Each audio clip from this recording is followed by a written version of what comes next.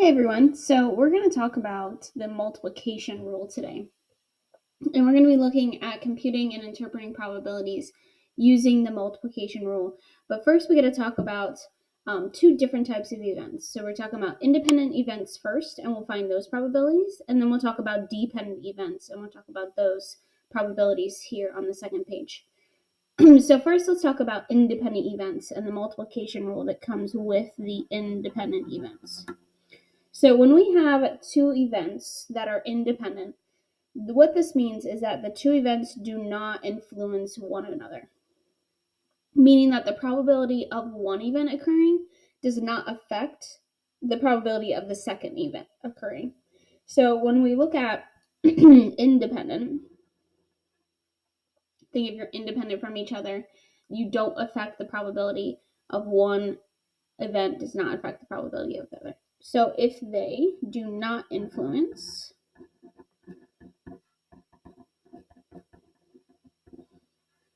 one another. Once again, meaning that the probability of one does not affect the probability of the other occurring. Once again, meaning that the occurrence of one has no effect on the other occurrence of the other. Now, we've talked about independent events already without saying that they're independent. We talked about flipping a coin twice. When we flip a coin once, it's not going to affect the probability of the second event happening or whether or not we're going to flip a heads or a tails the second time. We've talked about also drawing cards or marbles, where we take a marble and then we put it back in and we take another marble. That first event doesn't affect the second event happening. Gender as well of each born child from the same mom. You really have a 50-50 shot of whether or not it's going to be male or female. So all of those, one does not affect the other. But trials with replacement. So what I mean with trials with replacement, it means that if I were to go through the whole class and choose someone by random and then put them back into the mix and choose another winner, those two events would not be affecting each other. So when we're talking about trials with replacement, we're really just talking about if I take like a marble out of a bag and then put the marble back in, those would be independent events because they do not affect or influence one another. So when you're looking at your A and B, and if A and B, so both of the event A, the first event, and the second event are independent, then the probability of both A and B occurring is found using our multiplication rule. So when we talk about the multiplication rule, we talk about the probability of A and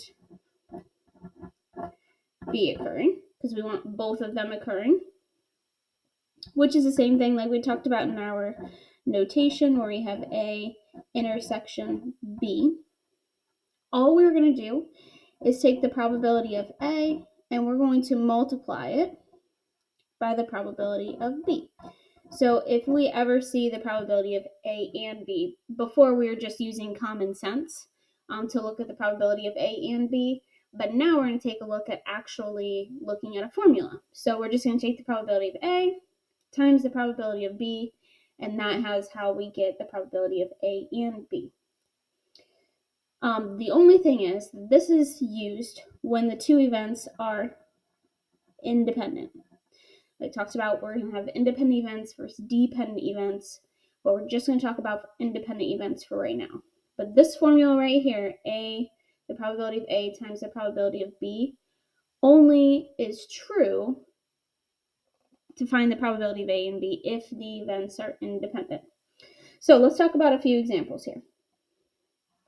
So looking at the first example, says find the probability I flip a coin, roll a dice.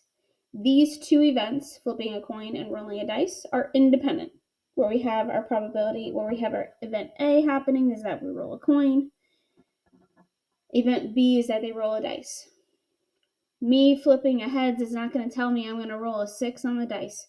Or the dice doesn't influence the coin doesn't influence the dice. It's not going to really differ between the two. So those are going to be independent events.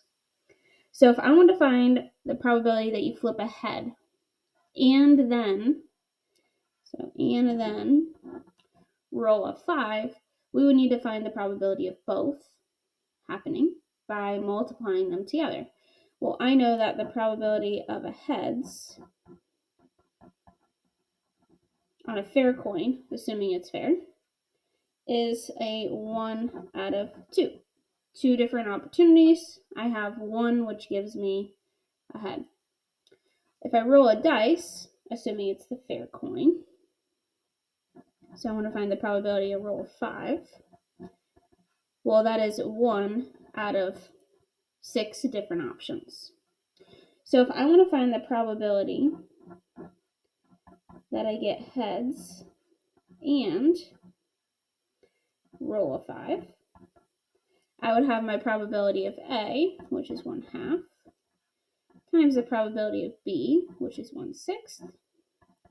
I multiply those together and I get 1/12, or we get 0.083.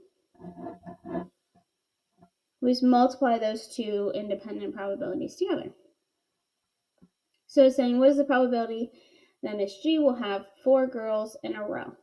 So if I have 4 girls in a row, so I want the probability of 4 girls. That means I want a girl on the first kid, which is, you have 2 opportunities, male or female. That's 1 out of 2, times the probability of getting a girl on the second, which is 1 out of 2, times the probability of getting a girl on the third and the fourth. This is really the same thing as 1/2 to the 4th power, which is really the same thing as 1/8. So I take 1/2 times 1/2 times 1/2 times 1/2, and I get 1/8, or 0.125. Because I'm multiplying 1/2 times itself 4 times. Just a simpler way of writing it. So I want a girl the first, second, third, and fourth. Multiply them all together, and we get 1/8, or 0.125. Alrighty. So we have a standard deck of cards. What is the probability that I pull a red card, replace it and shuffle, and then pull a black card? Now, what's really important about this is that we want to replace it and shuffle.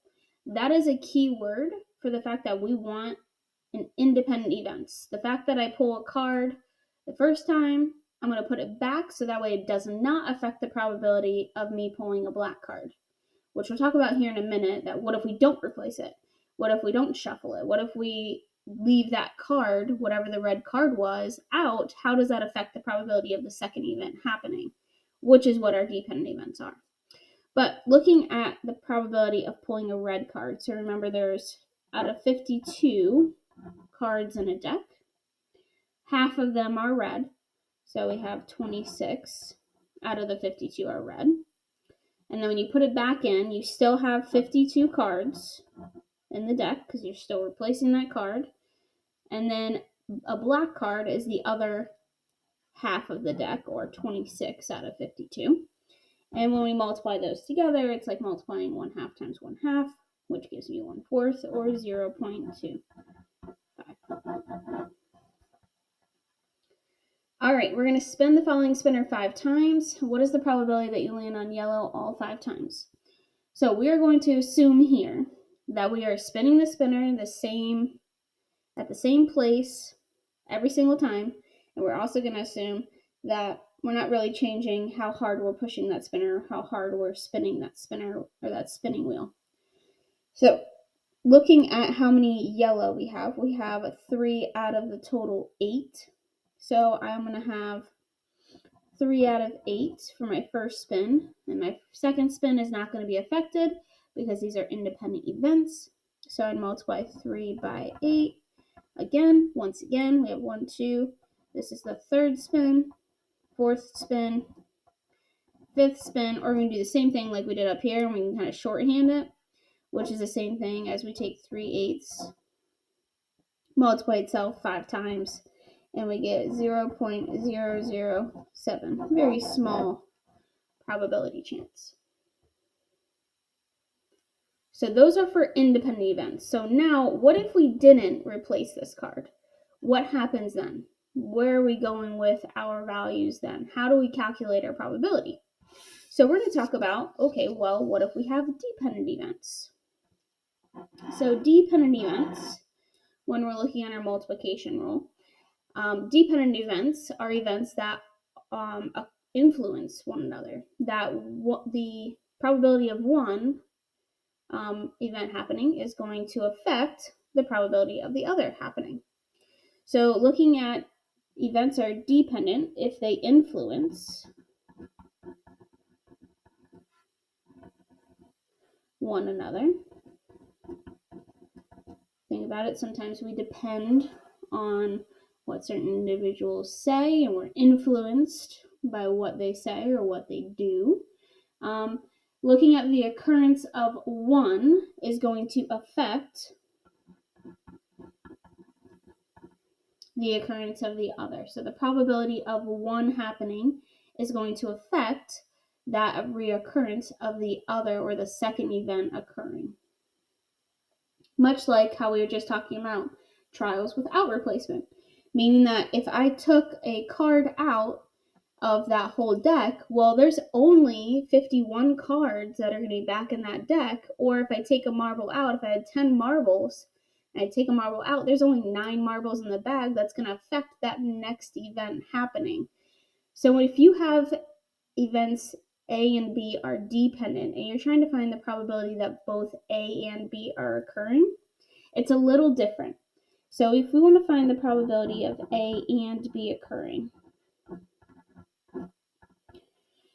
which really we still have the same notation. We have the probability of A intersection B. We're going to have the probability of A, because that's going to remain the same. But for our probability of B, we're going to have the probability of B given A has already happened. So this little line here means given. So probability of B given A is the probability of B given A has already occurred.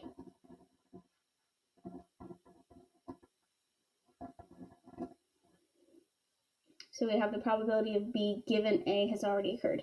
And this is called a conditional probability. Is there some type of condition that has happened beforehand that is going to affect the probability of the second?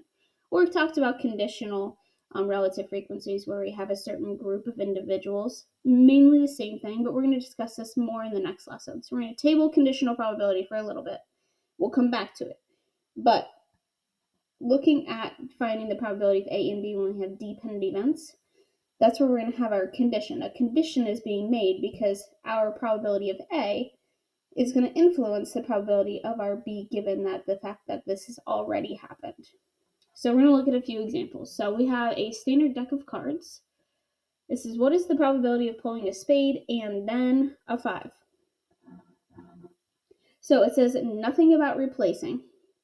It's just saying we're going to pull a spade, then we're going to pull a 5. So the probability that we pull spade, so remember, you're looking at your formula sheet, looking at the probability that is a spade, out of the 52 cards, there are 13 that are spades. And then, meaning multiply, we're going to get a 5. Now, because we did not replace that spade card, we are going to have 51 cards in the deck now.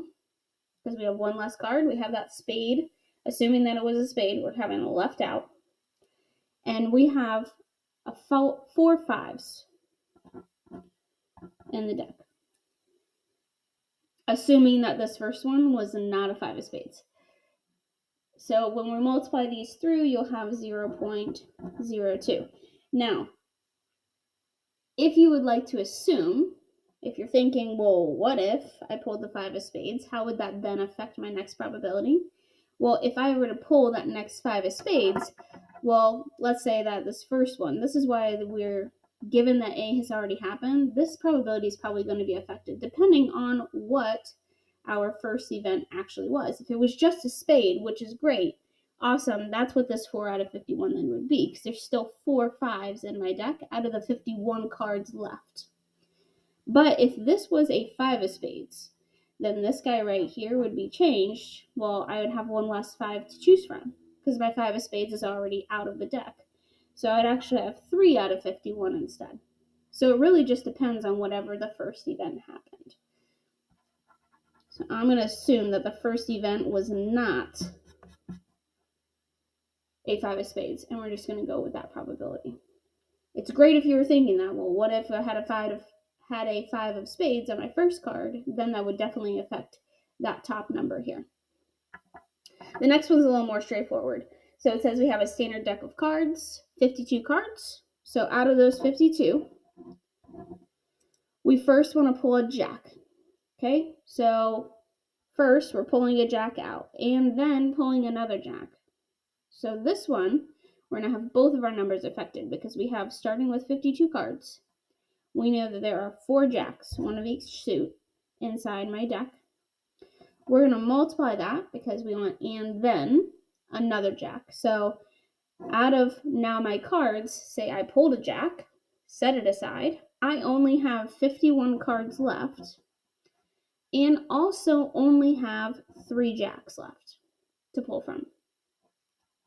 And when you multiply those in your calculator, you'll get 0.005. Very, very small probability of drawing 2 jacks. Now, you can also use a two-way frequency table. So once again, we talked about our taste preference in our class where we have 25 students. We talked about this in our last notes, and we asked if they prefer both, only sweet, only salty, or neither. So it says, what is the probability that you select someone who likes salty food? So we want like salty. And then, so whenever you see your and then, that's why you kind of keyword for multiplication. Use that multiplication rule. And then select another person who likes salty food. So we need to figure out what is the probability of choosing someone that likes salty food. So that's the first probability. So like salty, yes, salty is 13 out of the total 25 students.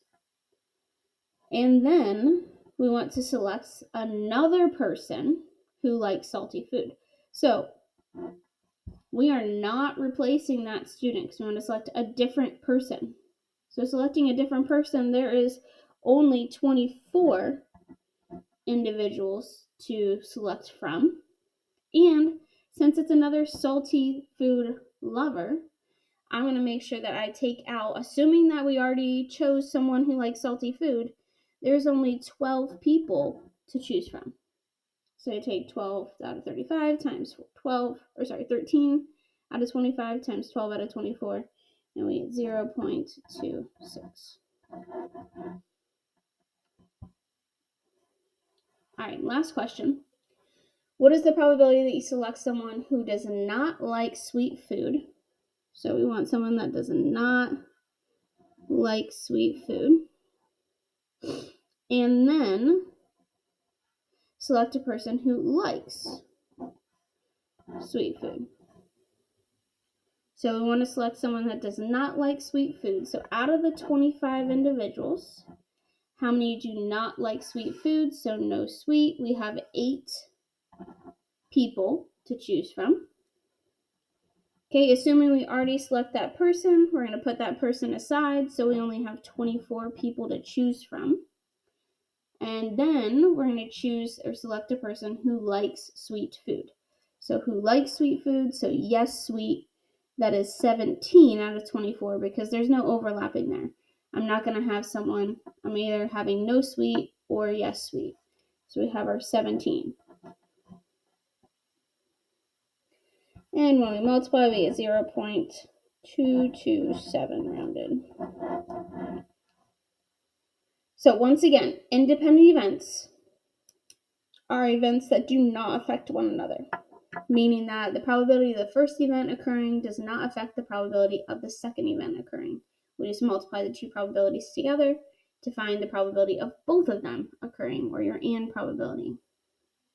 When we have two events that are dependent, meaning one influences the other, or the probability of the first one is going to affect the probability of the second, then we're going to make sure that we take the probability of the first event happening times the probability that the first event already happened, the probability of the second event happening given that the first event has already happened.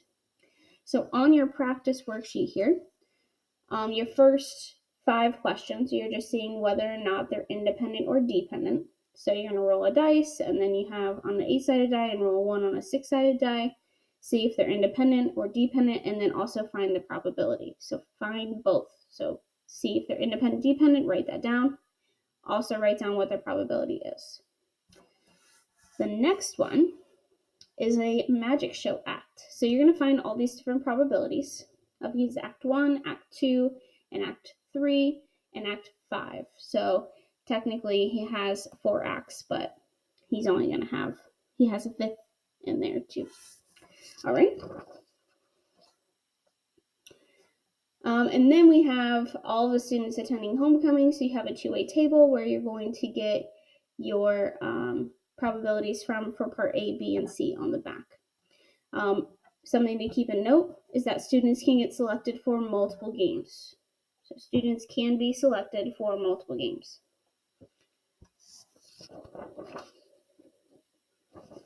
And this should be Act 4, not Act 5, but that's okay.